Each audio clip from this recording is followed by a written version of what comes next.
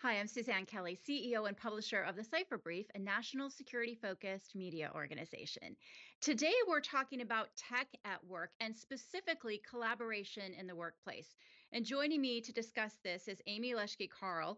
Amy is Vice President of Performance Acceleration at the Marcus Buckingham Company, which is an ADP company. Amy, welcome. Thank you. Thanks for having me, Suzanne. I'm excited to dig in on this topic with you because I feel like so many of us have some kind of connection to this issue.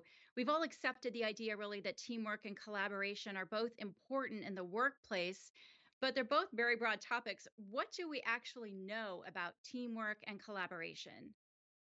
Well, let's start off with teamwork. And first of all, there are so many myths out in the world of work around teamwork and what is teamwork and how important is it?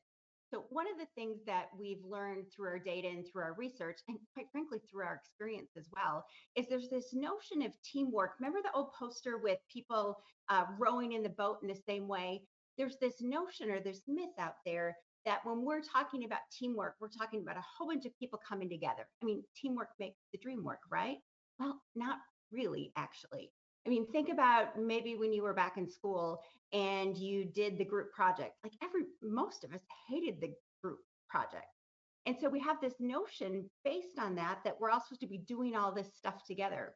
What we know from our data, however, is it's not teamwork as we typically think about it. It's actually team membership that is kind of the magic thing that really drives a lot of productivity and output in work.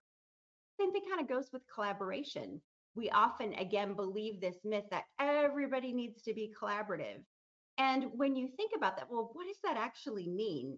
We perceive that oftentimes as, again, being a whole bunch of people in on a call or a whole bunch of people in a room together, when in fact, collaboration oftentimes works best when we're doing work, sometimes independently, reaching out and connecting when we need to, and then coming back and doing more work. So think about it more iterative than really a whole bunch of people doing the same work at the same time.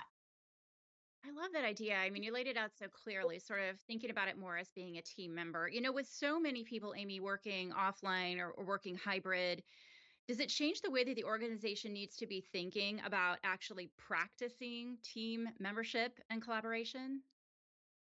I love how you just said team membership. I think that's such a great switch to how we talk about this. So we're going to use that going forward. I think we're going to start talking about team membership rather than teamwork.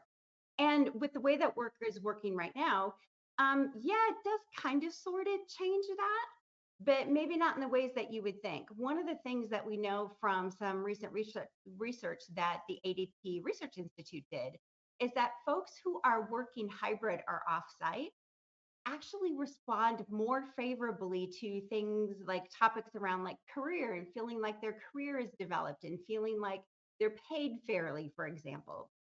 And when you think about why that is when it comes to being a member of a team and collaboration, it's that oftentimes those interactions that we have with some of our most important people at work, they're a lot more intentional. And it's really that intention, those connections that make the difference and the frequency of those connections. That doesn't mean they have to be long, for example, with your team leader or your boss or your manager, or however you refer to them. It doesn't have to be a big, long conversation. But the intentionality of that connection, that's a game changer. And when we're working off site, those connections oftentimes are more intentional. You have to make a point to connect with someone who's important to you at work. It's intentionality and frequency are really the things that make not only teamwork, but quite frankly, productivity work. Yeah, I understand exactly what you're saying. For a long time, I think organizations have looked at collaboration as being a sign of something that is truly increasing employee productivity. Do you see that connection there? Is that the outcome? Well, again, I think we have to be really clear about how we're defining collaboration.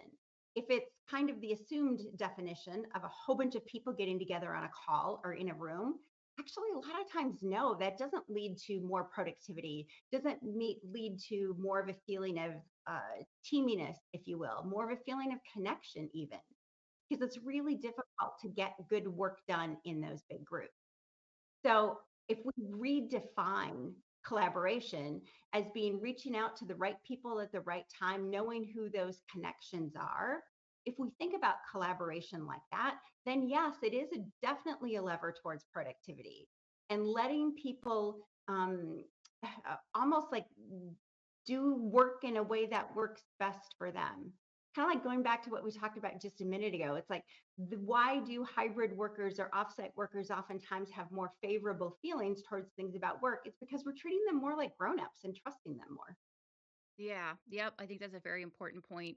Kind of quickly here, I wonder if we can wrap our conversation up today with a few sort of insider tips on how organizations might be able to sustain best practices when it comes to this topic. Yeah, the best practice is, by the way, it's the same for productivity and feeling like a member of a team and collaboration. There is one thing that we see the best leaders doing and the best teammates doing. And that is what we talked about before. It's super frequent connections and not just connections about drive-bys or how was your weekend, really intentional connections about the work that needs to get done and doing that through a lens of I see you for the best of you. In other words, how do we lean into each other frequently for those unique gifts that we bring to the world of work? True outside of work as well as inside. We just need to embed that practice in the fabric of our org.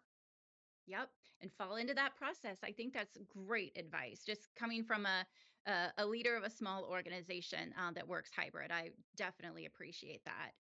Amy Leschke-Kahle is the vice president of performance acceleration at the Marcus Buckingham Company, which is an ADP company. Amy, thanks for spending time and talking about this today. Thanks so much for having me, Suzanne. Now back to my colleagues at the Washington Post.